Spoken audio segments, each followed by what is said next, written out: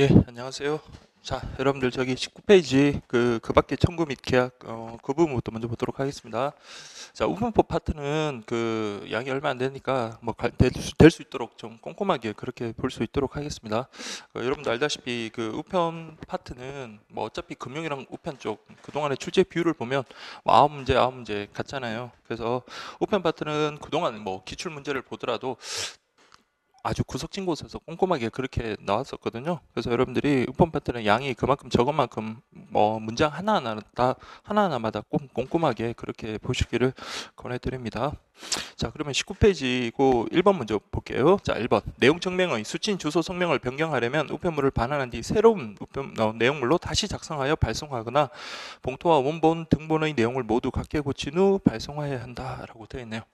그래서 여러분들 원래 원칙적으로 자, 우리 발송인에게는 주소 변경 청구권 있잖아요. 그렇죠? 그렇지만은 발송인의 주소 변경 청구를 그대로 받아들여 줘 버리면 봉투의 주소만 변경이 돼 버려요. 그러면 내용 증명 속에 그 내용의 그 주소하고 봉투 속의 내용이 그 주소가 달라지기 때문에 원칙적으로는 받아들여지지 않습니다. 그럴 경우 내가 수취인의 주소를 잘못 썼다. 그러면요. 그렇죠. 그때는 원본 그 내용 안에 있는 그 내용문의 어떤 주소까지도 같이 변경해야 됩니다. 그래서 여기처럼 새로운 내용물로 다시 작성하여 발송하거나 봉투와 원본 등본의 내용을 모두 같게 고친 후 발송한다. 꼭 기억을 하시고요. 그래서 1번은 옵니다.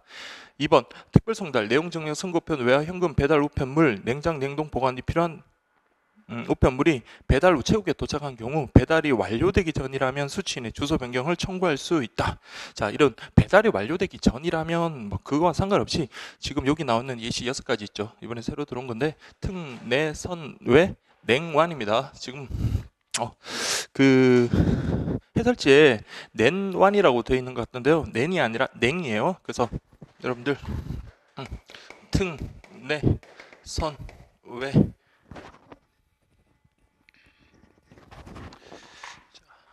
냉, 완 이렇게 해가지고 요 6가지는 자, 주소 변경 청구가 원칙적으로 허용되지 않는 것들입니다. 그래서 특별 송달, 내용 증명, 선고 우편, 외화 통합물, 그 다음에 냉장 냉동이 필요한 물품, 그리고 배달이 완료된 우편물 그렇게 여러분 6가지는 주소 변경 청구가 허용되지 않는다. 그래서 지금 단서처럼 배달이 완료되기 전이라면 수취인의 주소 변경을 청구할 수 있다. 수취인이 주소 변경을 청구할 수 있다. 이 말은 틀린 거예요. 그래서 여러분들 요거는 X 이렇게 보시고요. 3번 보시면 우편물이 집중국으로 발송 전이라면 발송일에 우편물 반환 청구 시 수수료는 내지 않아도 된다. 그래서 이번에 새로 나온 거 있죠. 특히 국내 우편물과 관련해서 수수료 관련되는 부분은 꼭 정확하게 표를 정리하셔야 됩니다. 그래서 먼저 키워드는 여러분들 이렇게 우편물을 집중국으로 발송 전이냐 아니면 발송 후냐 그것부터 먼저 구분하시고요. 발송 전이면 발송인이 뭐 주소 변경을 청구하든 아니면 우편물 반환 청구를 하든 그때 별도 수수료는 내지 않는다. 그렇게 정리가 되셨죠? 그래서 3번은 오고요. 근데 4번 같은 경우 집중국으로 발송된 후라고 돼 있네요. 그러면 발송인의 우편물 반환 청구와 달리 주소 변경 청구의 경우 수수료가 따로 없다라고 돼 있는데 자, 여러분들 자, 발송인의 주소 변경 청구 같은 경우는 어떻습니까? 자, 요 경우는 좀 구분하셔야 돼요. 그래서 원칙적으로 등기 취급된 것에 대한 주소 변경 청구에는 등기 취급 수수료로 부과가 되고요. 반면에 동일 총괄국 내라면요. 그때는 등기된 거라 하더라도 기본 통상 우편 요금이 수수료가 된다. 그렇게 보시면 되겠습니다. 그래서 4번은 X 이렇게 보시고요. 다음 5번 보시면 등기 우편물을 반환 청구하는 경우에는 집중국으로 발송 전이라도 등기 취급 수수료가 부과된다. 이렇게 지금 되어 있네요. 그래서 등기 우편물 반환 청구 발송 전이라도 자, 아까 말씀드린 대로 발송 전이면요. 그렇죠. 이때는 수수료가 따로 부과되지 않습니다. 그래서 여러분들이 집중국 발송 전이냐 후냐 그거부터 먼저 정확하게 구분하시고 지문을 살펴보면 되겠습니다. 그래서 지금 여기 문제들은 저기 기본 교재에 나와 있는 그 표 있잖아요. 표를 갖다가 전제로 해가지고 지문화 시킨 거거든요. 그래서 일단 우선적으로 여러분들이 표를 갖다가 머릿속으로 잘 정리를 하시고요. 그 다음에 이걸 지문화 됐을 때 잘 적용할 수 있도록 그렇게 해 주셔야 됩니다. 어쨌든 문제는 뭐 표 자체로서 틀린 것 아닌 것 나올 가능성도 있기는 있지만 그것보다는 대부분의 문제는 여러분들 사지선다형으로 어떤 지문화돼서 문제가 나오니까 그렇게 여러분들 대비를 좀 해주시고요. 그다음 6번 보시면 발송인이 집중국으로 등기 우편물을 발송된 이후라고 되네요. 이거는 집중국 발송 후죠. 수취인의 성명 변경 청구 시에는 등기 취급 수수료가 부과된다. 자, 우리 그 밑에 표 밑에 있는 단서에도 그랬잖아요. 발송인이 수취인의 성명을 변경 청구할 때는요. 그렇죠. 요 성명 변경은 그렇게 어려운 게 아닙니다. 그래서 이건 등기된 것이라 하더라도 이때는요. 기본 통상 요금으로 그렇게 갑니다. 그래서 요거는 X 등기 취급 수수료가 아니라 기본 통상 요금으로 그렇게 가면 되겠고요. 그다음 7번 보시면 발송인이 집중국으로 등기 우편물을 발송된 이후 수취인의 주소 변경 청구 시에는 기본 통상 우편 요금이 수수료로 부과된다. 자, 보시면 발송인이 집중국으로 등기 우편물을 발송된 이후입니다. 근데 수취인의 주소 변경 청구입니다. 그래서 여러분들이 수취인이 청구할 수 있는 것은 뭐가 있나요? 그렇죠. 주소 변경 청구가 있습니다. 그래서 수취인의 주소 변경 청구 같은 경우에는 자, 그것도 구분하셔야 돼요. 그래서 집중국으로 발송된 이후라면 원칙적으로 등기 취급 수수료로 부과되지만 동일 총괄국 내라면요. 그때는 무료가 됩니다. 그래서 여기 보시면 발송된 이후 수취인의 주소 변경 청구 시에는 기본 통상 우편 요금이 수수료로 부과된다. 일단 틀렸고요. 그리고 요거는 정확하게 구분하자면 동일 총괄국 내인지 아니면 동일 총괄국 외인지 그걸 구분해서 여러분들 수수료가 부과되기 때문에 그것을 확인해야 된다라는 거 그렇게 보시면 되겠습니다. 그래서 7번 X 그렇게 보시고요. 8번 수취인이 주소 변경을 청구한 경우에는 따로 수수료가 부과되지 않는다. 방금 말씀드린 것처럼 동일 총괄국 내라면 수수료가 따로 부과되지 않지만 동일 총괄국 내가 아니라면 등기 취급 수수료가 부과된다라는 거 그렇게 구분하시고요. 그다음 9번 보시면 발송 준비 완료 전이나 자국 배달 전 발송인이 수취인의 주소나 성명을 변경해 줄 것을 청구한 경우 변경 전의 사항은 그대로 두고 그 위에 새로운 사항을 따로 기재한다. 자, 여러분들 그대로 두고 따로 기재하는 게 아니라 어떻게 한다고요? 밑줄 두 줄 긋고요. 그리고 아래에 기재를 하면 되는 겁니다. 그래서 9번하고 10번 같은 맥락으로 그렇게 보시면 돼요. 그래서 이게 이거 같은 문제네라고 생각할 수도 있겠지만 자, 그냥 좀 더 꼼꼼히 보시라고 밑에는 검은 선을 두 줄로 지우고 여기 더 추가됐죠. 근데 거기에 그 위에 새로운 상을 따로 기재하는 게 아니라 아래라는 거. 자, 이건 뭐 별것 아닌 것 같아도 여러분들이 좀 그렇게 꼼꼼하게 봐주시기 바랍니다. 11번 발송 준비 완료 전이나 자국 배달 전 발송인이 우편물 반환 청구를 하여 접수 취소로 처리한 경우에는 라벨과 정지는 해소할 필요는 없지만 우편물만 반환하고 우편 요금은 반환해 준다. 그래서 여러분들 발송 준비 완료 전 같은 경우는 두 가지 경우로 구분할 수 있습니다. 그래서 접수 취소로 처리하거나 아니면 반환 청구에 준해서 처리하는 경우. 그래서 그 양자를 비교해서 접수 취소로 처리하는 경우는요. 그때는 우편 요금도 반환해주고 우편물 반환은 둘 다 동일합니다. 그렇지만 그때 지금처럼 죄송합니다. 라벨과 정지 같은 거는 그때 아직 사용한 게 아니잖아요. 그때는 해소한다. 이렇게 보시면 되고요. 반환 청구에 준해서 처리하는 경우에는요. 그때는 우편물은 당연히 내어주고요. 그때는 우편 요금은 반환해 주지 않습니다. 환불해 주지 않고 다만 이때는 정지나 라벨 같은 경우, 라벨과 정지 같은 경우는 그쵸, 사용한 거니까 그래서 이건 해소하지 않는다. 그래서 양자를 그렇게 비교를 해 주시기 바랍니다. 자, 그 다음에 12번 보시면 배달 완료점이나 배달 준비 완료전인 경우에는 수취인의 주소나 성명 변경 청구를 할 수 없다라고 되어 있네요. 근데 우리 아까도 봤지만 배달 완료전이나 배달 준비 완료전 이 경우 즉 아까 위에 거랑 다르게 발송 준비 완료전이나 그 자국 배달 전과 마찬가지로 주소 변경 청구에 같은 경우 지금처럼 자, 밑줄 두 줄 긋고 그렇게 기재를 하면 되는 겁니다. 그래서 변경 청구할 수 없다는 말은 틀렸고요. 13번 보시면 발송 준비 완료 전에 동그라미 하시고요.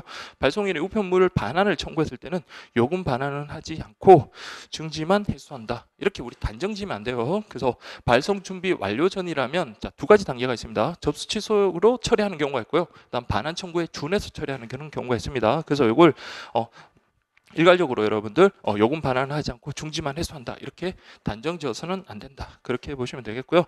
다음 14번 보시면 배달 완료 전에 발송인의 우편물 반환 청구한 경우에는 접수 취소로 처리한다라고 되는데요. 요거는 발송 준비 완료 전이 아니라 배달 완료 전이잖아요. 그래서 이 경우는 접수 취소로 처리하는 게 아니라 우리 그 반환 청구에 준해서 그 반환 청구에 대해서 우리 쪽지를 붙여서 그렇게 발송을 한다. 이렇게 보시면 되겠습니다. 다음 15번 보시면 수취인의 부재 등의 이유로 우체국에서 보관하고 있는 우편물의 경우라고 되어 있네요. 자, 여러분들 여기는 수취인이 부재라는 것은 수취인이 과실, 수취인이 잘못 있는 거죠. 그래서 어쩔 수 없이 우편물을 우체국에서 보관하고 있다 하더라도 우리가 기본 교재에서 배웠던 보관 우편물은 아니에요. 그래서 이 경우에 이걸 보관 우편물이라고 한다? 아닙니다. 아시겠죠? 그래서 보관 우편물이라는 것은 뭐 관할 지역, 그 배달 지역의 교통이라든지 그런 여건 때문에 차마 배달하기가 곤란한 경우에 그때 이제 우체국에서 보관하고 있다가 그 당사자가 오면 그때 내어주는 거, 그게 바로 여러분들 보관 우편물이다. 그래서 지금처럼 수취인의 부재라든지 아니면 뭐 사삼을 설치해야 되는데 설치 안 했다든지 뭐 그런 것들의 사유로 인해 가지고 우체국에서 임시적으로 보관하고 있는 것에 대해서는 보관 우편물이 아니에요. 보관 우편물이 아니면요, 그죠? 보관 우편물에 대한 우리 일정한 권리들 있잖아요. 보관국을 변경 청구하는 거, 뭐 이래에 한해서긴 하지만 변경 청구하는 거 그런 거 허용되지 않고요. 그리고 사정에 따라 보관 기간이 10일에서 여러분들 30일 더 연장해 줄 수 있는 거, 그거까지도 적용이 되지 않습니다. 그래서 여러분들이 일단 보관 우편물에 해당되어야 한다라는 거, 그거 여러분들 좀 알아두시고요. 그래서 보관 우편물의 개념이 어떤 건지 그걸 구분하시고 이제 이런 문제를 접하시면 되겠습니다. 그 다음에 16번 보시면 보관 우편물의 경우 보관 우체국이 변경된 경우에는 보관 기간이 그때부터 다시 기산된다. 그렇게 보시면 되고요. 그 다음에 17번 해당 우편물을 수취인이 수령하기 전인 우편물만 우편물 보관국의 변경 청구가 가능하고, 자, 이때는 한 번만 가능합니다. 두 번 아니고요. 다음 18번 보시면, 자, 이때 확인해야 되는 거, 위임장과 교도소장의 위임 사실, 뭐 대리인의 신분증, 그렇죠. 여러분들이 보관 우편물 수령할 때 우리 교도소에 있는 재소자라고 하더라도 그 사람이 직접 우체국에 가서 뭐 저 달라고 할 수는 없는 거잖아요. 그래서 군대라든지 뭐 교도소라든지 그런 특수 시설에 한해서는 정당한 대리인임을 확인해주고 그렇게 내어줄 수 있다. 이렇게 보시면 되겠습니다. 그래서 18번 O 그렇게 보시고요. 19번 보시면 우편 4.3 사용계약은 우편물을 다량으로 받는 고객이 우편물을 수시로 찾아갈 수 있으며 주거지나 어떤 주소 변경에 관계없이 이용할 수 있는 장점, 그게 바로 우편 4.3의 가장 큰 장점이잖아요. 그렇죠? 여기 2016년도에 기출 나왔던 지문이고요. 그래서 여러분들 요거는 O 이렇게 보시고요. 그다음 20번 같은 경우 여러분들 보시면, 자, 우편 4.3 사용계약은 원칙적으로 공동으로 할 수 없습니다. 그래서 원래 원칙적으로 1인이 하고요. 그 다음에 다만 그 우편물을 수령할 수 있는 사람은 최대 5명까지 등록이 가능하잖아요. 그래서 여기 10명까지 등록이 가능하다. 이거는 틀렸습니다. 그리고 후단의 설명, 신규 개설할 때나 대리 수령인이 바뀐 때는 그렇죠, 미리 신고해야지만 가능하다. 후단의 설명도 중요하니까 맞습니다. 좀 잘 보시고 맞는 지문입니다. 그다음 21번 보시면, 자, 요거는 뭐 2016년도부터 제가 계속 지문화했던 건데 2016년도 기출도 나왔죠. 그래서 21번, 22번, 자, 요 경우는요 국지 100배 이렇게 여러분 순서대로 정확하게 기억하시면 됩니다. 그래서 우편 4.3이 뭐 충분히 확보되어 있으면 괜찮겠지만 우편 4.3은 한정되어 있는데 그것을 이용하고자 하는 사람이 많을 때는 그때는 이제 순서를 정해가지고 그렇게 배부하고 있습니다. 그래서 제일 국지 했으니까 국가기관, 지방자치단체. 100이라는 것은요 100통 이상의, 그렇죠, 하루입니다. 하루 예정 물량이 100통 이상의 다량 이용자. 그 다음에 배, 그게 이제 설치된 우편 4.3이 그 배달된 그 우편물 배달 주소지가 동일 관할인 경우 있죠. 제가 만약에 영등포구에 살고 있는데 영등포 우체국에서 그 4.3 계약을 체결하는 경우, 그때는 이제 원칙적으로 4순위 이렇게 보시면 되겠습니다. 그래서 국지 100배 그렇게 기억을 하시면 되고요. 그래서 21번은 X, 22번은 O 그렇게 보시고요. 23번은 자, 공동으로 사용할 수 없다. 한 사람만 사용해야 됩니다. X 그렇게 보시고요. 24번 보시면 우편 4.3은 2인 이상이 공동으로 사용할 수 있고가 아니라 2인 이상이 공동으로 사용할 수 없고 이렇게 돼야 됩니다. 그래서 수령인은 최대 5명까지 등록할 수 있다. 이렇게 보시면 되겠습니다. 그다음에 25번 보시면, 자, 우편 4.3 사용 계약의 경우, 자, 수취인이 주거지에 있는 우체국에서 고객이 다량 우편물을 수시로 자, 우리는 주거지에 상관없습니다. 그래서 자기 주거지와 상관없이 제 우편 4.3 이용 계약을 체결할 수 있고요. 다만 아까 우리 봤던 것처럼 그 다수의 사람들이 신청을 할 경우 우선순위에서는 밀릴 수는 있겠죠. 그래서 어쨌든 반드시 뭐 주거지에 있는 우체국에서 4.3 사용 계약을 체결하는 것은 아니다라는 점에서 25번 X 그렇게 가시고요. 다음 26번, 이게 기출됐던 지문이네요. 자, 우편물을 다량으로 받는 고객은 우편물을 정해진 날짜에 찾아갈 수 있으며 수취인의 주거지나 주소 변경이 있을 경우에는 이용할 수 없다. 수취인의 주거지나 주소 변경이 있더라도 그쵸, 상관없이 이용할 수 있다라는 게 우리 우편 4.3 사용 계약의 가장 큰 장점이라고 그랬습니다. 그래서 X 이렇게 가시고요. 그 다음에 27번도 자, 이 지문 나왔을 때 제가 기본 강의에서도 말씀을 드렸지만 이게 그렇게 만만한 지문은 아니었습니다. 다행히 그 국지 100배 그걸 갖다가 암기하고 있어가지고 그 쉽게 맞추기는 했는데 자 27번 보시면 우편 431의 사용 계약을 하려는 사람은 계약 신청서 등기 우편물 수령을 위하여 그렇죠. 계약 신청서와 등기 우편물 수령을 위해서는요. 그렇죠. 본인의 서명표뿐만 아니라 대리인의 서명표 그것도 같이 내야 됩니다. 그래서 이거는 본인의 서명표를이라는 그 말 자체가 틀렸어요.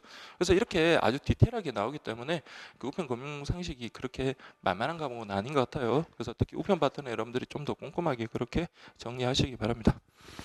그다음 9번 보시면 우편물류인데요. 자, 우리 우편물은 자 보세요. 이건 예전에 시험에 그림 한번 나왔었죠. 그래서 발송인이 우편물을 접수하면 소인 후 우편물을 정리, 그다음에 체결, 그다음에 운송 교환, 운송을 거쳐 관할별로 구분하고 배달하는 과정을 거치게 된다.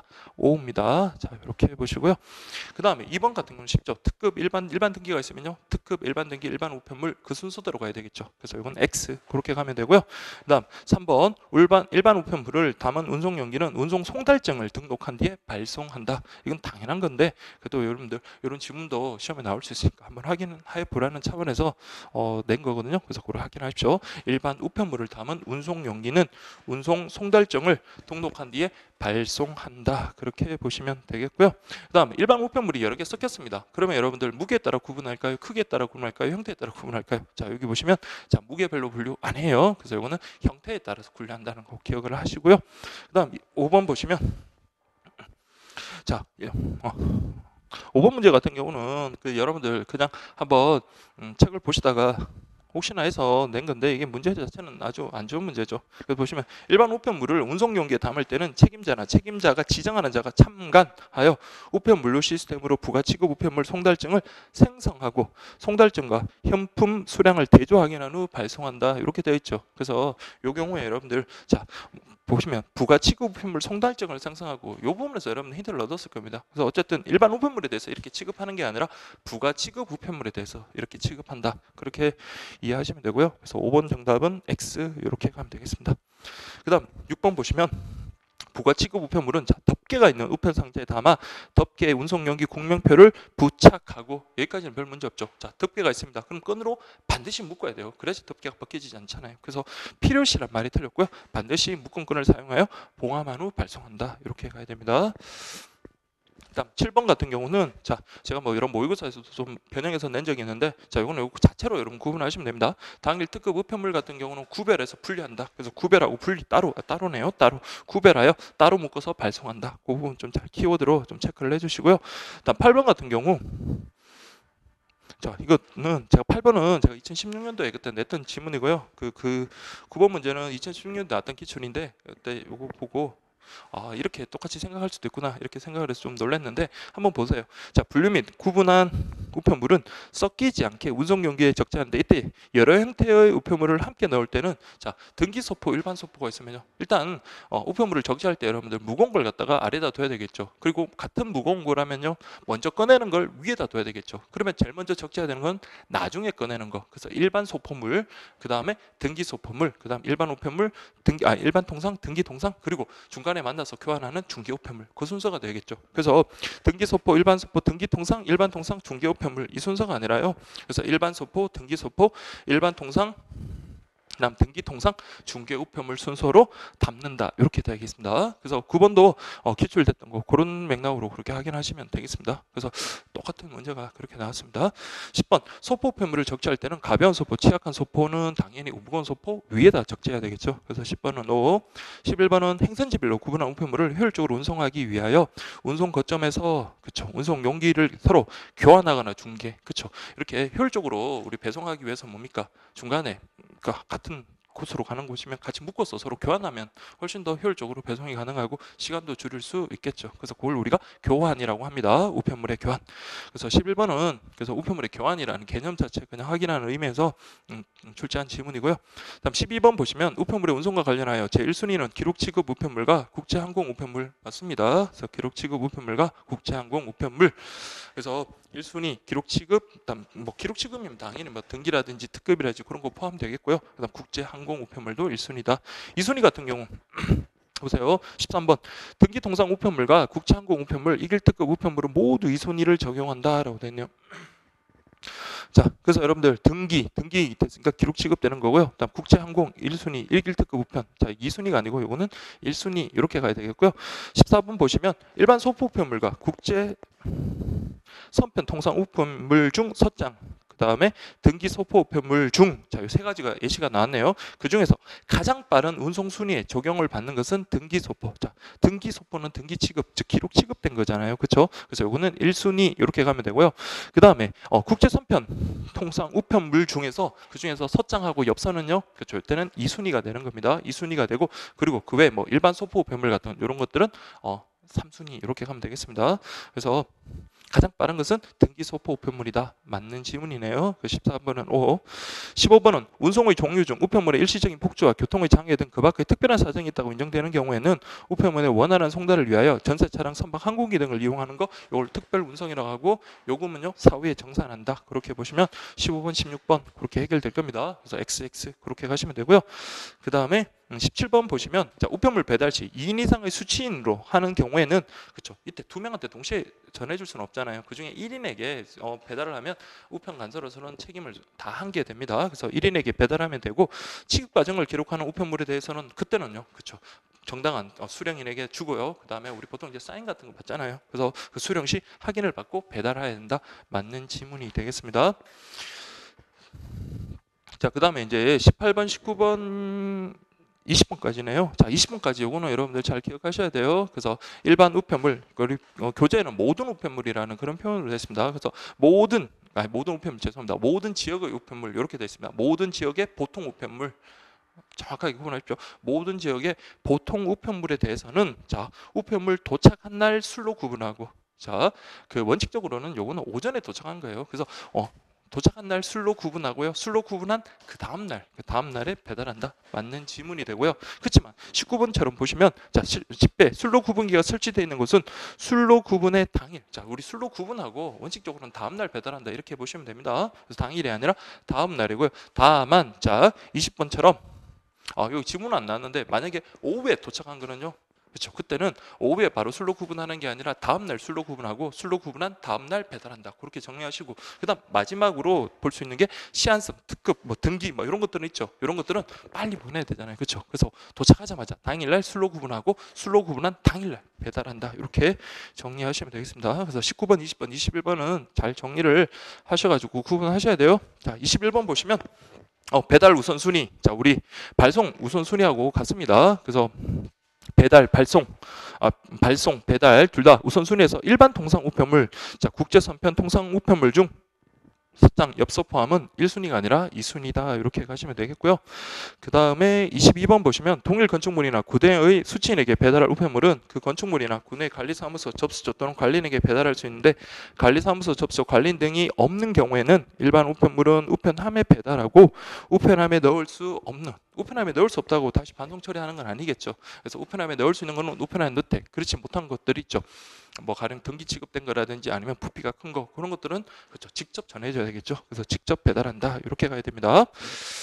다음 23번 보시면 우편 4.3에 교부하는 우편물은 운송편이나 수집편이 도착할 때마다 구분하여 적시 4.3에 투입하는데, 자, 보시면 4.3 번호만 기록한 우편물에 대해서는 해당 4.3에 정확하게 넣고, 그리고 수취인에게 도착 사실을 알려줘라. 이게 이제 기본 원칙으로서 맞는 지문이고요. 그래서 비슷한 지문들을 제가 쭉 이렇게 좀 했거든요. 그래서 여러분들이 이거를 갖다가 비교 정리하면서 보시면 돼요. 그래서 24번 보시면 4.3 번호와 주소와 함께 기록된 우편물의 경우 우편물을 4.3에 넣을 수 있다. 그러나 국내 특급, 이길 특급, 자, 국내 특급이나 이길 특급, 제가 국내 특급보다는 당일 특급이라는 표현이 맞겠네요. 그래서 뭐 문제 푸는 데는 지장은 없지만, 어쨌든 이길 특급 같은 경우는 주소지에 배달해라. 자, 국내 특급은 원칙적으로, 자, 여러분들 주소지에 배달하는 게 맞지만 이길 특급만은 제외됩니다. 그래서 이길 특급 때문에 주소지에 배달한다. 이건 틀렸고요. 그래서 25번에 그 시험에 나왔던 게 보세요. 우편 4.3번호와 주소가 함께 기재된 우편물 중 이길 특급 우편물은 요건 주소지에 배달하는 거 아닙니다. 그래서 요건 X. 그래서 24번, 25번 X 이렇게 가면 되고요.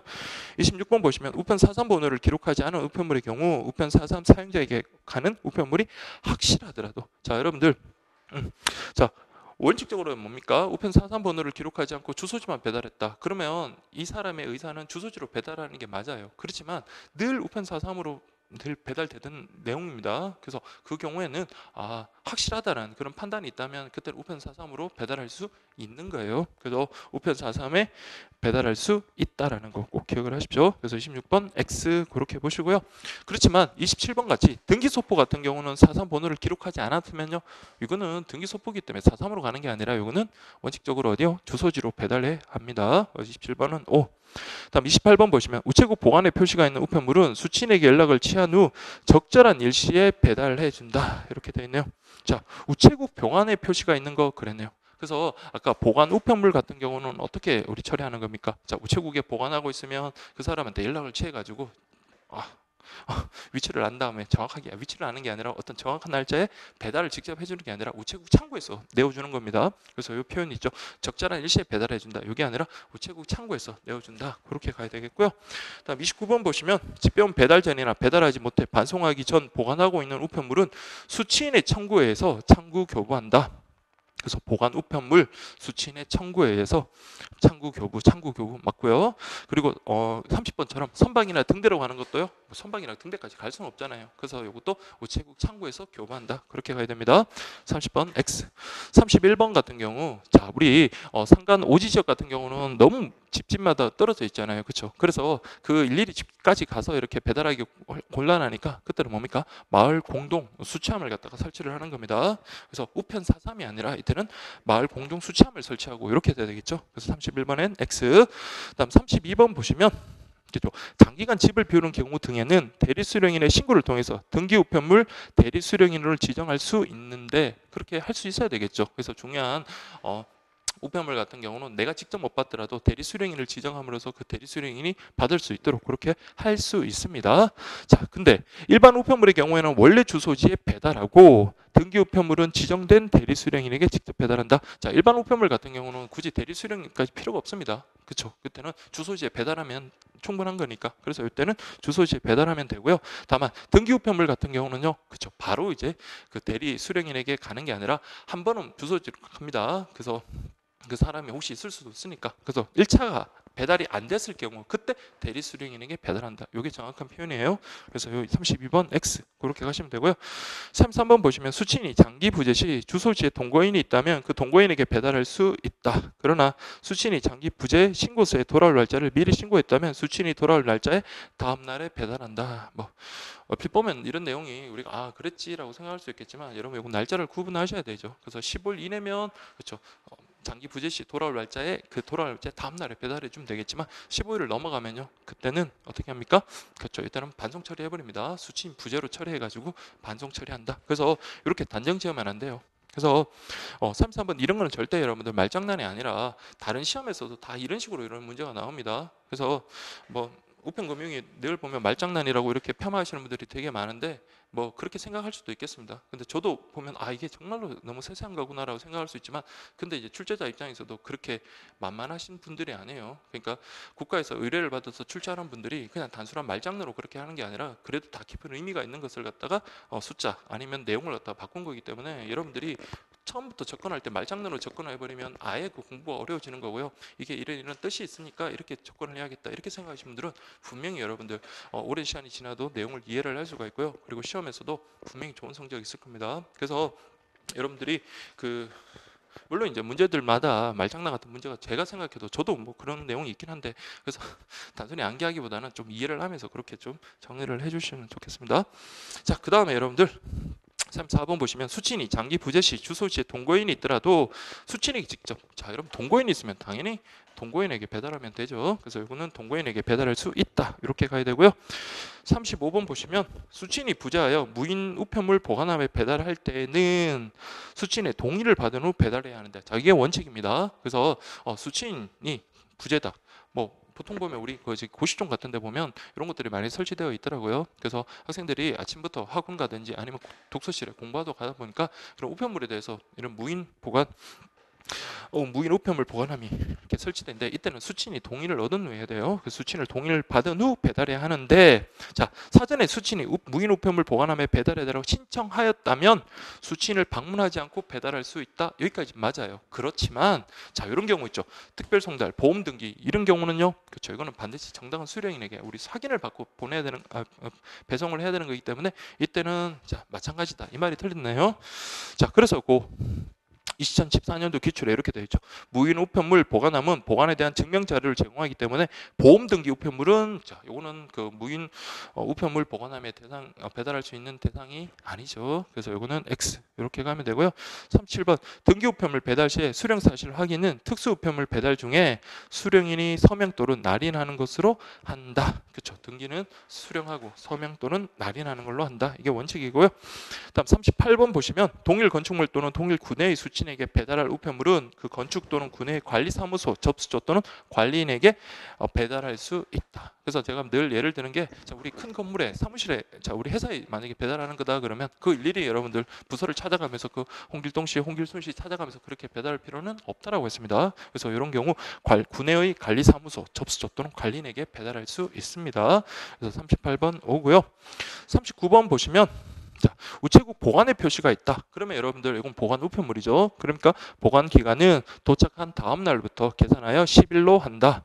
그렇지만 교통 불편, 그 밖에 사정이 있으면 자, 그때는 연장할 수가 있습니다. 그때는 30일 이내로 연장할 수가 있다라는 거 그렇게 보시면 되겠습니다. 다음 40번 우편물의 보관 교부는 관할 최신 천장이 정하여 고시하며 자, 그 우편물의 보관 기간은 최장 30일이다. 자, 이거는 최장 40일 이렇게 보시면 되겠습니다. 그 다음에 41번 보시면 보관 우편물의 보관 기간은 자 여기 보시면 우편물이 도착한 다음 날부터 이것도 여러분들 뭐 기간은 여러분들 10일이라는 거 잘 아시니까 도착한 다음 날부터 기산하여 10일까지다라는 거 그렇게 확인하시고요. 그다음 42번 보시면 동일 건물 내 수취인에게 배달할 모든 우편물은 관리사무소가 없는 경우 우편 수취함에 배달한다 이렇게 지금 되어 있네요. 그래서 모든이란 말 자체에 좀 문제가 있죠. 그래서 일반 우편물 같은 경우는 그 수취함 우편 수취함에 넣으면 됩니다. 그렇지만 등기를 요하는 것들 그런 것들은요. 그렇죠. 우편 수취함에 그냥 넣으면 안 되겠죠. 직접 그렇죠. 배달을 해줘야 됩니다. 그다음 43번 보시면 사상 번호와 주소가 함께 기재된 사상 우편물 중 당일 특급 우편물은 주소지에 배달한다. 그렇죠. 요 당일 특급은 주소지로 가고요. 이길 특급은 주소지로 가는 게 아니라고 했습니다. 그래서 양자를 구분하시고요. 그다음 44번 보시면 수취인의 주소지와 다른 시에 거주하는 자를 대리 수령인으로 지정하여 우편 관서에 신고하는 경우에는 그 대리 수령인에게 등기 우편물을 배달한다라고 되는데 자, 요거는 여러분들 그냥 참조용으로 예전 기출이니까 그냥 거기 확인만 하시면 되겠습니다. 그래서 예전 같은 경우 예전 그 지문 기준으로 대리 수령인은 자, 동일 그 관할 구역 내에 그렇게 있어야 됩니다. 그래서 다른 시에 거주하는 그게 안 됩니다. 그래서 그건 참조하시고요. 자, 이거는 뭐 교직 내용에서 빠진 건데 그냥 여러분들이 확인하시면 되고 그 다음에 45번 보겠습니다. 자, 우편 43 번호를 기재하지 아니한 자, 특급 우편물이 우편 43 사용자에게 가는 것이 확실한 경우에는 우편 43에 투입한다. 자, 우리 일반 우편물 같은 경우는 자, 주소지만 기재하고 43 번호가 기재되지 않았다 하더라도 이것이 우편 43 쪽으로 가는 게 확실하다면요. 그렇죠. 43에 투입할 수 있다라고 그랬습니다. 그렇지만 지금처럼 특급 우편물이니까 요거는 여러분들 자, 43에 넣으면 안 되고 직접 주소지로 배달해 줘야 되겠죠. 그래서 요거는 45번은 X 이렇게 하면 되겠습니다. 자, 여기까지가 이제 국내 우편이었고요. 그다음 국제 우편 그 관련해서 자, 한번 보겠습니다. 자, 24페이지 보시면 1번 보시면 자, 이거 국제 우편과 관련해요. 범세계적인 어떤 국제 기구가 생겼잖아요. 그게 만국 우편 연합인데 자, 만국 우편 연합과 관련해서 여러분들 뭐 역사 뭐 그런 것들 알아둬도 좋겠지만 그냥 기본적인 것만 좀 확인하시면 되겠습니다. 자, 초창기에 우리가 국제 우편을 송달하고 고를 때는요. 국제 우편 기구가 먼저 존재했던 게 아니라 그냥 당사국끼리의 어떤 합의, 즉 조약에 의해서 그 국제우편 송달을 하다가 나중에 범세계적인 어떤 국제우편 기구가 등장했다. 그 순서만 그렇게 확인하시면 됩니다. 그래서 1번에 초창기에는 만국우편연합을 창설했으나 이게 아니라 초창기에는 조약에 의해서 그렇게 우편물을 서로 주고받다가 나중에 국제우편 기구가 창설되었다. 그렇게 보시면 되겠습니다. 그래서 이거 순서 바뀌었으니까 X. 2번. 자, 2번 이런 거 시험에 안 나오지만 그냥 여러분 교재 내용 확인하는 차원에서 그렇게 했습니다. 그래서 이제 만국우편연합이라는 거는 거는 예전에는 만국우편연합이 아니었어요. 일반 우편연합이었나요? 네, 일반 우편연합이었다가 그게 이제 개칭이 돼가지고 만국우편연합으로 바뀌고 지금까지 계속 내려온다 이렇게 보시면 되겠습니다. 그래서 1번, 2번 다 X고요. 그다음 3번 같은 경우는 자 UPU 만국우편연합의 최고 의결 기구죠. 심의 기구가 아닙니다. 그래서 그 총회에서 결정하는 것에 대해서는 구속력이 있습니다. 전 회원국을 구속하기 때문에 이건 의결 기구다. 그리고 매 4년마다 개최되고 전 회원국의 정권 대표로 구성된다. 그래서 뒤쪽의 설명은 맞는 내용이네요. 자, 4번 보시면 만국우편의 비상설 기관으로 관리이사회, 우편 운영이사회, 국제사무국 등이 있다라고 되는데 자, 총회가 여러분들 비상설 기구죠. 4년마다 개최되니까요. 근데 나머지 이런 것들은요. 그렇죠. 이거는 상설 기구다. 이렇게 가야 되겠습니다. 자, 5번 보시면 만국우편연합의 관리이사회는 자, 전 세계 우편 사업의 기본 발전 방향을 설정하는 것이다라고 되네요. 자, 제가 수업 시간에 늘 강조드리는 거는 자, 기본 방향을 설정하는 거는요. 그렇죠. 4년마다 한 번씩 모여서 각국의 정권 대표들이 모여가지고 그때서 기본 방향을 결정하고 세부적인 것들은 이제 뭐 관리사회나 이런 쪽에서 이제 정하겠죠. 그래서 전 세계 우편 사업의 기본 발전 방향을 설정하는 것은 총회입니다. 총회고요. 관리사회 같은 경우는 특히 이제 중요한 게 감사 같은 거 그런 것들 좀 잘 기억을 해주시면 되겠습니다. 다음 6번 보시면 UPU의 국제사무국은 연합원의 수행, 지원, 연락, 통보, 협의 기관으로 기능한다. 그래서 국제사무국 하면 여기서 한번 등장하죠. 그래서 국제사무국 같은 경우에는 연락, 통보, 협의 기관 그런 것으로서 역할을 하고요. 그 다음에 저 뒤쪽에 그 사무소포 있죠. 국제우편 사무소포인가요? 그거랑 그때 나오면 다시 또 말씀드리겠습니다. 그리고 저기 반신우편권 거기서도 이제 발행 주체로서 국제사무국이 등장한다는 거 기억을 하시고요. 그다음 7번 보시면 UPU의 기존 화폐는 SDR이고 공용어는 자 이거는 영어가 아니라 불어죠. 그래서 그렇지만 국제 사무국 내에서 업무용 언어로는 영어와 프랑스를 사용한다. 그래서 후단의 설명은 맞는데 전단의 설명은 불어다라는 거 그렇게 기억을 하시고요. 그다음 8번 보시면 업무용 언어로는 프랑스와 프랑스와 영어죠. 불어가 프랑스니까 프랑스와 영어를 사용하지만 자 이렇게 다툼이 있을 때는요. 공용어가 프랑스라 했으니까 그죠. 다툼이 있을 때 해석의 기준이 되는 것은 역시 불어가 돼야 되겠죠.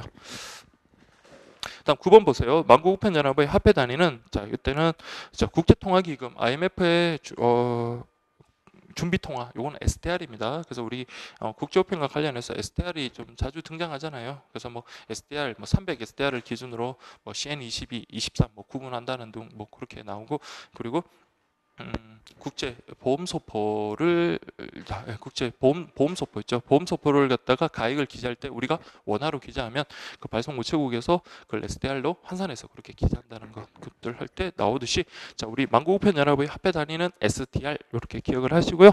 그다음 10번 보시면 자, 요거는 뭐 여러분들 자 우리나라 역사네요. 그래서 예전에 보험 파트에서 2016년도에 우리나라 뭐 관련되는 역사 연역 같은 것들이 좀 나왔듯이 우리나라와 관련되는 것들은 정도는 좀 확인해 주셔야 됩니다. 그래서 1897년에 워싱턴 총회에 참석하여 가입 신청서를 제출하고 자 우리 1900년에 대한제국 국호로 정식 가입했다. 그래서 우리는 일제 이전에 가입을 했다가야 그리고 나중에 뭐 조선으로 개칭됐다가 나중에 1949년 해방 이후에 대한민국이라는 국호로 회원국 자격을 회복했다. 그렇게 되는 거죠. 북한도 역시 마찬가지 1974년에 했나요? 로잔느 총회인가? 하여튼 74년도에서 여러분들한테 북한도 가입이 된 상태입니다. 자, 그렇게 보시고요. 그 다음에 11번 우리나라는 1994년 UPU 총회를 서울에서 성공적으로 개최했으며 이후 2012년에 우편 운영 이사회 이사국이 아니라 뭘로요? 관리이사 이사국으로 선출됐다. 그래서 활동하고 있다. 이렇게 가야 되고요. 그 다음에 12번 보시면 UPU의 상설기관은 관리이사회, 우편 운영이사회 여기까지 맞죠? 근데 집행이사회는요. APPU, 아시아태평양 우편연합의 상설기관이고요. 여기 때는 국제사무국이 들어가야겠네요. 그래서 12번엔 X 가면 되고요. 그다음 13번 UPU 총회는 최고 의결기관. 자 이건 올림픽입니다. 4년마다 개최되고요. 그래서 2년이 아니라 4년. 그 다음 14번 보시면 APPU 기관으로 총회 집행이사회 사무국. 자, 우리 방금 봤지만 우편 운영이사회는요. UPU, 만국우편연합의 기관입니다. 그래서 이건 잘못됐고요. 대신 여기 들어갈 만한 보세요. 총회, 집행이사회 사무국, 그리고 아시아태평양 우정대학인가요? 우정대학. 네, 우정대학. 그렇게 가면 되겠습니다. 다음에 15번 보시면 자 아시아태평양 우편연합은 한국과 필리핀이 공동으로 제의하여 1961년 마닐라에서 창설대를 가졌고 자 그래서 여러분들 제의한 국가가 한국하고 필리핀이다. 그리고 창설 회원국으로 4개국이 있거든요. 자 보시면 우리나라 그 다음에 필리핀 당연히 제2한나라니까 들어가겠죠. 그리고 여러분 기억하실 게 뭐 각종 요 기관들이 다 태국 방콕에 있잖아요. 그래서 태국 들어가고요. 그리고 대만도 들어갑니다. 대만. 그래서 홍콩이 아니라 대만이 돼야겠네요. 그래서 우리나라, 태국, 홍콩이 아니라 대만, 필리핀 4개국이 창설 회원국이 되었다. 이렇게 가야 되겠습니다. 다음 16번 보시면 APPU 기관 중 사무국은 집행이사의 감독하에, 자 사무국은 집행이사의 감독하에, 자 이 편도 좀 기억해 주시고요. 회원국의 뭐 연락, 통보, 문의에 대해서 중간 역할을 담당하며, 자 태국의 마닐라, 이거는 뭐 초등학생이라도 아시는 문제죠. 마닐라는 필리핀의 수도고요. 태국의 수도는 방콕이잖아요. 그래서 그게 뭐 좀 말도 안 되는 지문이긴 한데, 그래서 오히려 이런 게 여러분들 좀 많이 좀 문제가 되는 그런 지문이겠죠. 이렇게 나오지는 않겠죠. 그래서 이거는 어쨌든 여러분들 아시아 태평양 연합의 기관들은 태국 방콕에 있다. 이렇게 기억을 하십시오. 그래서 태국의 마닐라가 아니라 태국의 방콕이다. 이렇게 보시고요. 자, 그다음에 17번 보시면, 자 17번에 APPU 의 총회는 매 4년마다 개최되며, 자 4년마다 개최되면 그 정권 대표들이 교체가 되잖아요. 그래서 업무의 연속성을 유지하기 어렵습니다. 그래서 연속성 유지를 위해서 집행이사회는요 매년마다 개최됩니다. 그래서 매년마다 2년이 아니라 1년마다 개최된다. 이렇게 가야 되겠죠. 다음 18번 보시면, 자 여기 17번까지가 이제 뭐 국제 기구와 관련되는 것들이고요. 18번 이제 보시면 우리나라는 국제 통상 우편물을 취급 속도에 따라 구분한다. 자 취급 속도에 따라 국제 통상 우편물을 구분하는 것은 다른 나라 방식이고요. 일부 나라고, 우리나라는요 그 내용물의 종류에 따라, 그래서 특히 섰장 그 종류하고 물건 이렇게 구분하잖아요. 그래서 ALC, AO 뭐 이런 식으로 해서 구분을 하고 있습니다. 그래서 우리는 종별 내용물에 따라 구분한다. 그렇게 가면 되고요. 그래서 19번 보시면, 자 이번엔 이거는 제가 뭐 또 문제 출제하다가 생각이 나서 또 새로 집어넣은 내용이긴 한데 한번 보세요. 국제 통상 우편물을 내용물에 따라 구분하면 섰장, 우편여서, 항공서간, 여기까지가 바로 뭡니까? 그렇죠. 여기가 LC에서 섰장 그 부분이고요. 그 다음에 시각장애인용 점자 우편, 요거는 여러분 뒤쪽으로 가야 되겠죠. 그래서 그 인쇄물, 소형 포장물, 우편자료, 배달 인쇄물, 시각장애인용 점자 우편물은 AO로 분류할 수 있다. 이렇게 가야 되겠습니다. 자 20번 보세요. KPK는 우리나라가 개발한 상품으로 계약 고객이 20핑으로 접수하는 5kg이 아니라 2kg의 이하의 소형 물품 배송하는 서비스, 그렇게 구분하시고요. 그래서 20번 특히 KPK가 관련해서 2016년도에 나왔다 그랬잖아요. 개념 정확하게 기억하십시오. 자 특히 2kg 이하의 소형 물품 전자 전용, 그 다음에 20핑으로 접수한다는 거. 그래서 20핑으로 접수하는 것들 그렇게 정리를 하시고요. 그래서 1번 보시면 EMS 중 세관 검사를 거쳐야 하는 서류 이외에, 자 물건 서류 이외면요, 그렇죠. 이거는 운수장 번호가 ES 또는 EM으로 가고요. 서류 같은 경우는 EE로 가잖아요. 그래서 이것도 X 이렇게 가면 되고요. 22번 보시면 해상 특송 우편물은 계약 고객이, 자 우편 창구에서 접수하는 20kg 이하의 전자상거래 물품 전용 서비스다라고 되어 있는데, 이거는 뒷부분에 내용이 나오지만 앞에 그 국제 우편물을 분류하는 과정에 이번에 새로 이제 들어온 거니까 한번 그래도 좀 내용 지문 한번 확인하는 차원에서 제가 조금 변형을 해서 출제를 한 거거든요. 그래서 특히 한중 그 해상 특송 우편물 같은 경우는요, 자 이거는 30kg까지 가능하고요. 그리고 창구 접수가 되는 게 아니라 20핑 접수가 되는 것들 중에 하나죠. 그래서 여기는 우편 창구가 아니라 20핑 인터넷 접수죠. 그래서 온라인 접수 그렇게 가야 되고요. 그다음에 20kg이 아니라 30kg 이렇게 가야 됩니다. 자 23번 같은 경우 멸실성 생물학적 물질 같은 뭐 방사성 물질 이런 것들은요 섰장으로 취급합니다. 그래서 이건 최대 중량 2kg까지 맞는 지문이고요. 24번도 마찬가지입니다. 수표, 증권, 은행권, 우표 같은 이런 것들도 섰장으로 취급합니다. 그래서 이것도 최대 중량 2kg까지 이렇게 보시면 되겠고요. 다음 25번 보시면 법규를 위반한 인쇄물. 자 법규를, 자 여러분 인쇄물이라는 게 뭐예요? 동일한 내용을 복사한 사본이라고 그렇게 보시면 됩니다. 근데 사본 같은 경우 원칙적으로 여러분들 5kg까지 최대 중량이잖아요. 그렇지만 법규를 위반한 인쇄물 같은 경우도 섰장으로 취급합니다. 그래서 이 최대 중량은 2kg이다. 이렇게 가야 돼요. 다음 26번 보시면 우편 요금을 표시하는 증표를 인쇄한 관제엽서는 국제 통상 우편물 중 포스트 카드로 취급할 수 있다. 그래서 우편 요금 표시하는 증표는 관제엽서에 그렇게 기재할 수 있습니다. 기재해야 됩니다. 그래서 그때는 포스트카드로 취급할 수 있다. 맞는 지문이고요. 그렇지만 27번 같은 경우 자, 포스트카드를 표시하지 않은 사제엽서는 이라고 되어 있네요.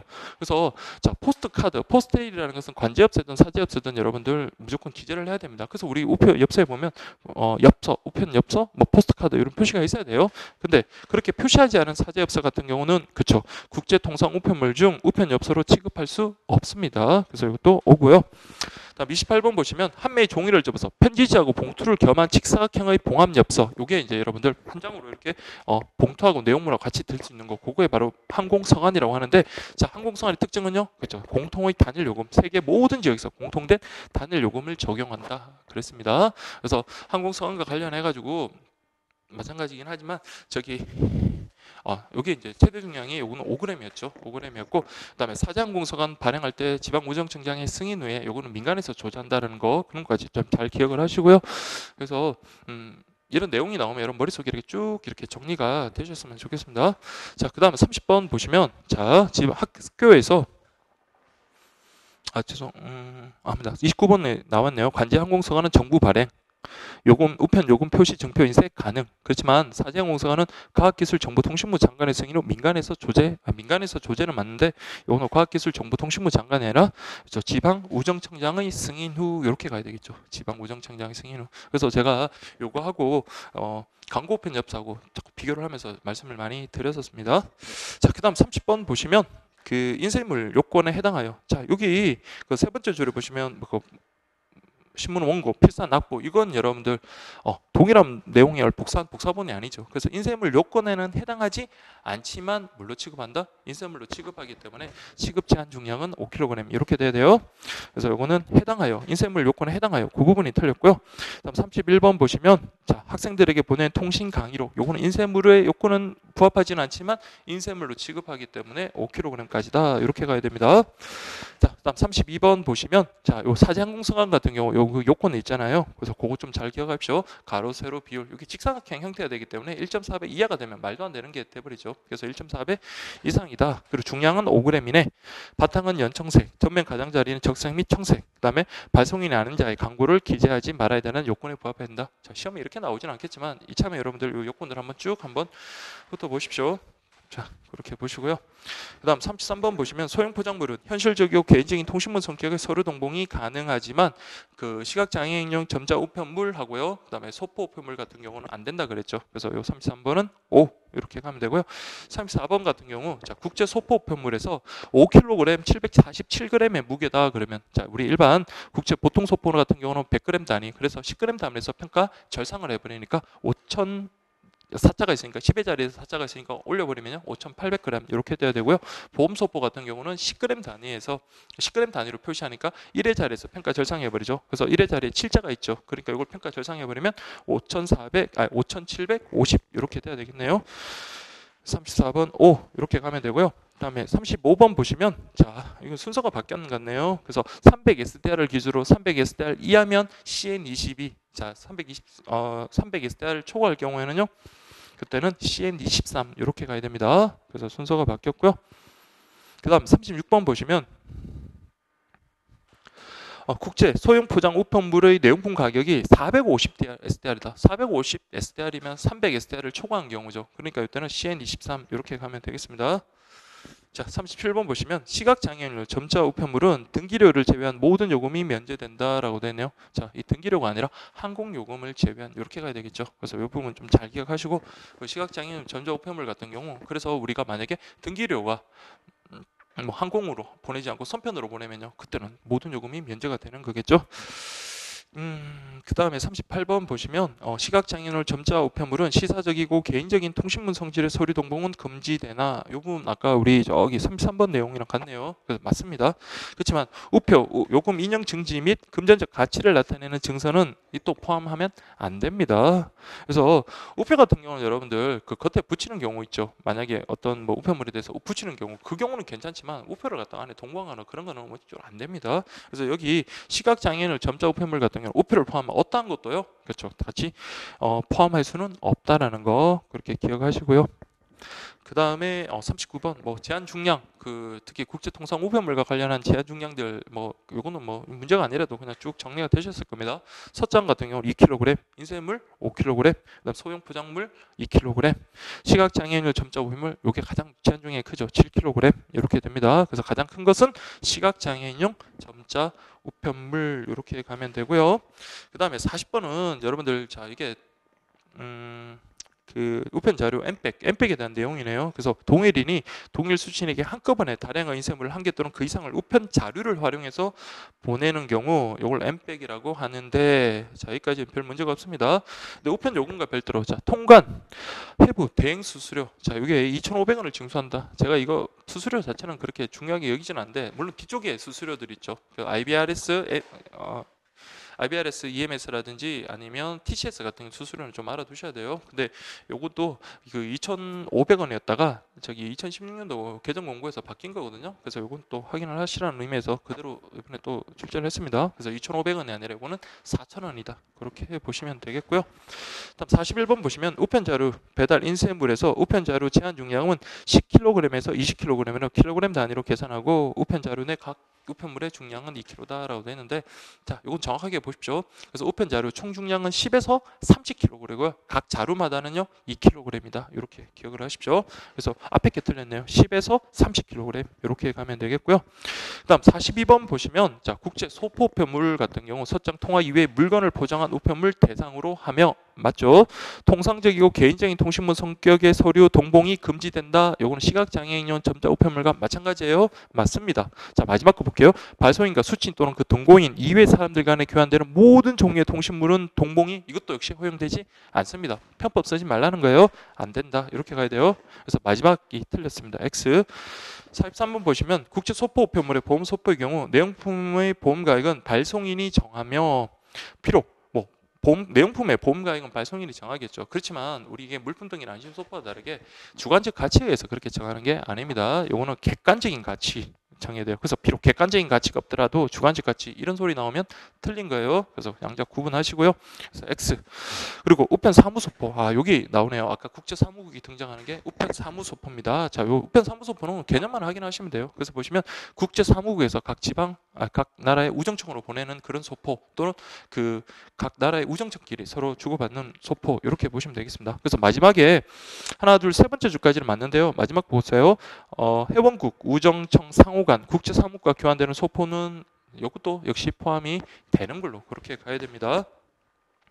그 다음 45번 보시면 자, 보험 가입은 일부 보험 가입 가능합니다. 그래서 보험 가입은 문자 및 숫자 자, 원화의 SDR로 환산하여 각각 표기한다. 근데 이거 SDR은 우리가 발송인이 SDR로 환산 못하겠죠. 그래서 우리는 원화로 그냥 기재를 하면 되고요.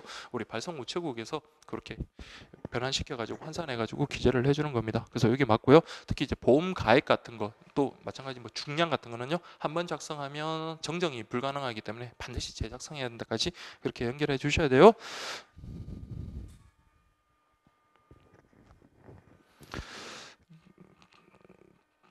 그래서 그 마지막 문장이 잠깐만요. 그러나 보험 가액은 한 번 작성 후에는 정정이 불가능하므로 필요시 재작성해야 된다. 잠깐만요. 제가 여기는 제가 좀 책에다가 체크를 좀 해놨어야 되는데 잠깐만.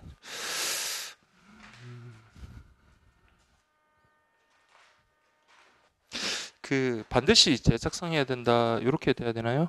잠깐만요.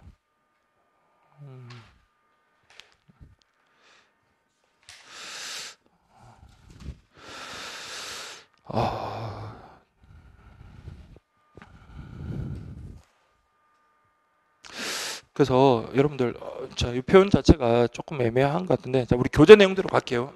자, 어쨌든 보험 가액은 한번 작성 후 재작성이 불가능하기 때문에 만약에 자, 이때 필요시라는 거는 뭐 재작성해도 되고 안 되고 이런 의미가 아니라 자, 반드시 이렇게 수정을 거쳐야 되는 그런 경우에는 반드시 재작성해야 된다. 필요시 그러니까 그런 필요성이 있을 때는 재작성해야 된다. 이런 식으로 가면 될 것 같아요. 그래서 45번은 요거 맞는 질문으로 그렇게 가면 되겠습니다.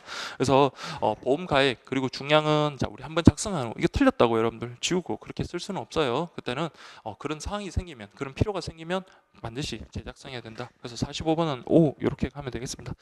자, 46번 보시면 K패킷은 아까 2kg 이하의 소형 물품이라 그랬죠. 그래서 두 번째 줄에 온라인 대형 물품 할 때 대형 물품이 틀렸겠네요.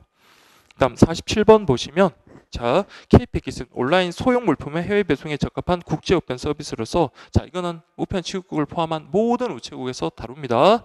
그래서 우편 취급국을 제외한 할 때 거기 틀렸고요.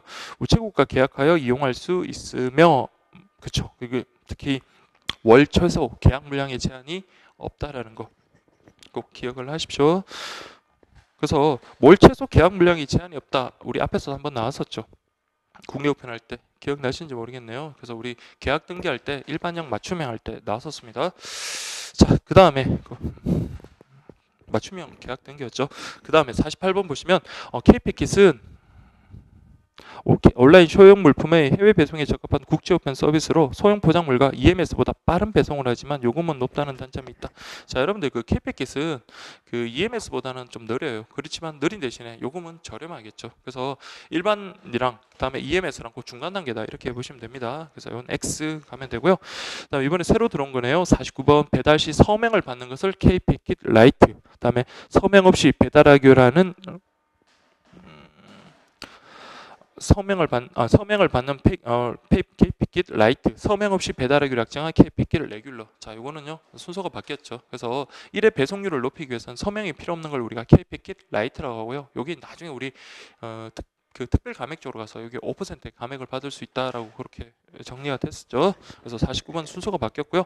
다음 50번 보시면 1회 배달의 성공률 향상을 위해 해외 우정과 제외하여 수진에 서명 없이 배달하기 약정한 것은 그쵸. 요거는 서명이 필요 없는 거요. K패킷 라이트입니다. 레귤러가 아니고요. 자, 그 다음에 51번은 여러분들 뭐 확인하시면 되겠습니다. 그래서 요거는 O네요. O. 기한 중에 가장 작은 항공서간 5g. 그다음에 그렇게 보시면 되겠습니다. 자, 여기까지 하고 좀 쉬었다가 진행하도록 하겠습니다.